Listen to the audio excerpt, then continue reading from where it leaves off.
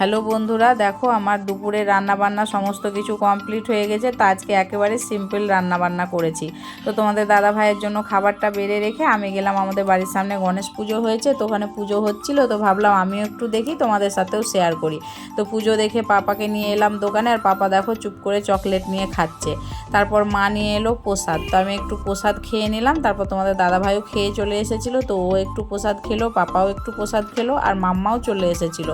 তো মাম্মা দেখো এই ফাঁকে চুপ করে এসে জল ঘাটতে শুরু করেছে, তো ওকে বকা দিয়ে ওপরে নিয়ে এলাম। তারপর পাপাকে মাম্মাকে খাইয়ে আমিও দুপুরের খাওয়া দাওয়াটা কমপ্লিট করে নিলাম। তারপর টেবিলটা পরিষ্কার করে মুছে দুপুরের খাওয়া দাওয়ার পর যে বাসনপত্রগুলো হয়েছিল সেগুলো পরিষ্কার করে মেজে ধুয়ে নিলাম। তারপর ছাদে জামা কাপড়গুলো ছিল সেগুলো তুলে নিয়ে এসে এখন ভাঁজ করে নিচ্ছি।